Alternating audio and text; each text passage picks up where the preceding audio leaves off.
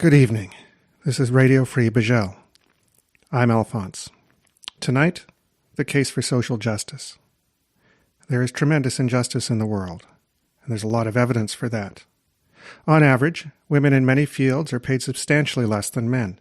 The most striking data I have seen is from 2008, showing that for creative class jobs, the average wage for a woman was 41% less than for a man, despite equivalent levels of education and only a small 5-hour difference in weekly hours.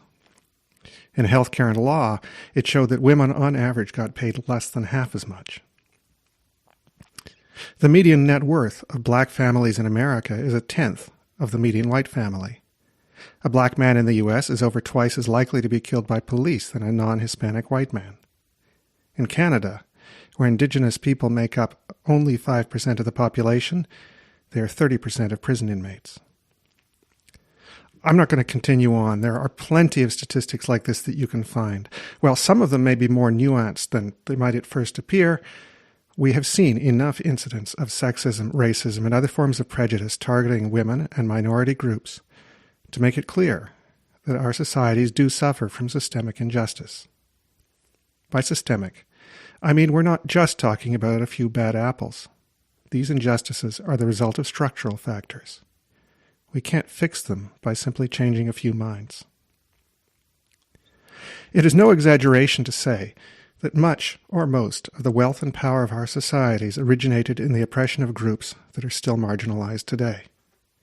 And many practices that we believe to be objective and independent of politics turn out to be entwined with and implicated in injustice. We live under a founding myth that conceals the violent origins of our wealth and privileges. That myth is that we have neutral institutions and procedures, science, the market, law, democracy, that treat people equally, and that this equal treatment will result in fair outcomes. The reality is that these institutions were primarily created by the powerful for the powerful. Science, for instance, has never been a neutral instrument. From its creation by Sir Francis Bacon, a member of the Virginia Company that founded to colonize America, the purpose was to understand nature in order to control nature, and ultimately to control human beings. When Western corporations conduct research on traditional medicines in India, then patent the results, they are appropriating knowledge for their own profit. When pharmaceutical firms employ impoverished research subjects in Africa, the subjects take the risk, but the firms make the profits. And those research subjects often cannot even afford to buy the life-saving medicine they helped create. Finance, too, is rooted in domination. The first bonds in America were secured with slaves as collateral, not real estate. The South grew cotton, but the North got rich on the cotton trade. More recently, in the 20th century, redlining sent black families who wanted to buy homes to loan sharks, who engineered terms that would bankrupt the families, lose them their homes, and often lose them their families. The lion's share of America's founding wealth, from money to land, was stolen from the labor of enslaved millions and from the indigenous inhabitants of the land. These practices erase what existed before. Countries that suffered the depredations of slavers hundreds of years ago still lag economically today.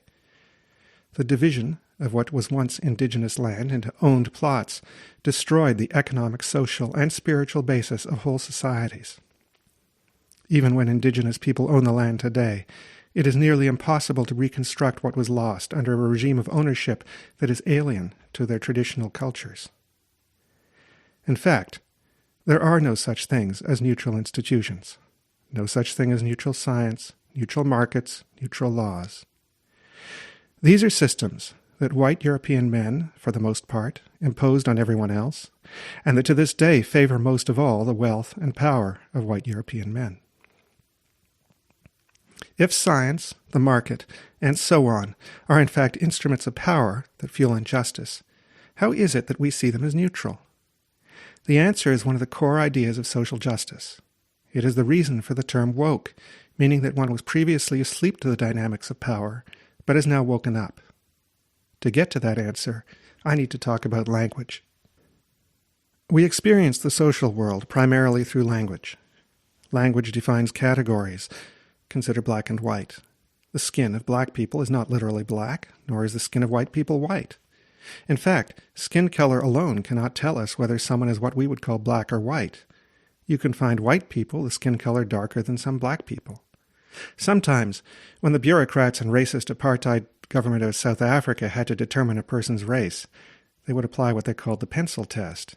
Pushing a pencil through a person's hair, they would see how easily it passed or whether it fell to the floor. And on the basis of that, they would determine the person's race and their rights. Yet we think of people as actually being black or white, as though that is a feature of who they are, rather than a category that we are using language to put them into. But when we see someone as black, we do not see the word, we see the person. The word defines the category, but then it disappears, leaving the appearance that the category is simply something that nature gave us, not something that we created. Language, in other words, does not simply describe reality. We use language to organize reality. And then, language organizes us. The magic of language, in other words, is that it reveals and it conceals. What it conceals is the work that it does to create an image of reality. Not the true reality, but a kind of myth. It also conceals the work that people with power do when they use language to create a myth that benefits them. Then we, believing the myth, think that it is simply reality. We do not question it, or whether things could be different. There are many ways that language shapes our perception of what is natural and what is not. One is through words that create categories like black and white. But some of the most subtle ways language influences us is through assumptions that remain unsaid. Notice that when a person is black, we are likely to say so. When a person is white, we often do not.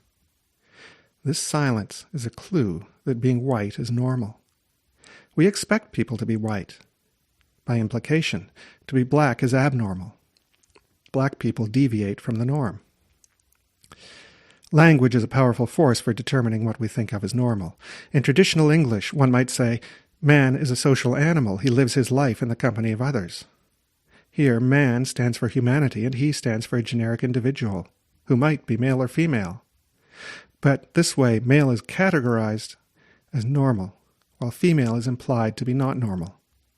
Language thus implicitly places white people and men at the center of society, with black people and women at the margins.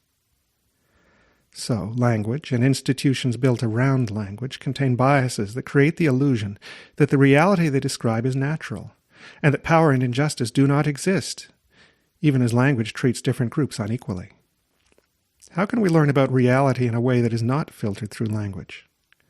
One way is through personal experience, without language standing in the way. Our experience of life and of injustice is something that language cannot hide away in unstated assumptions.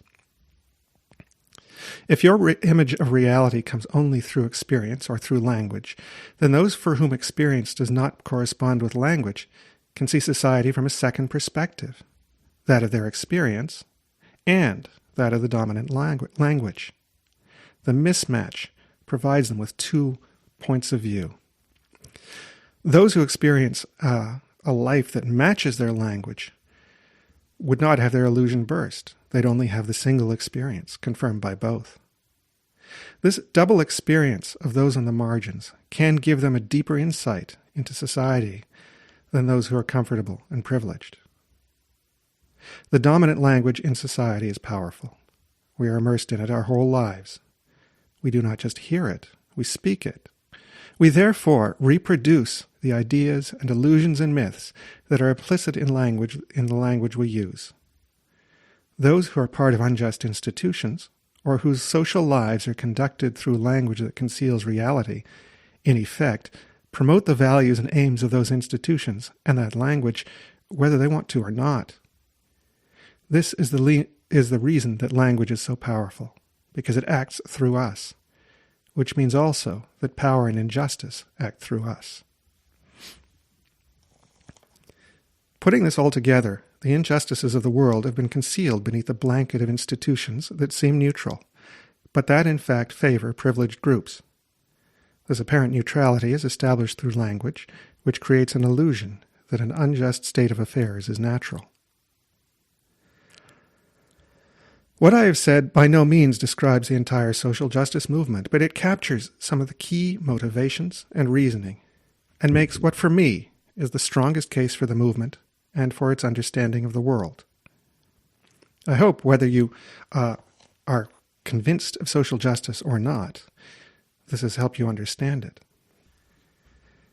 In Islam, a person who is ignorant of the message of Muhammad may still be admitted to heaven when she learns the truth. But one who learns the truth, yet turns away, one of al-kafirun, the rejectors, is doomed to hell. I am doomed to social justice hell. This has been Radio Free Bajel. Good night.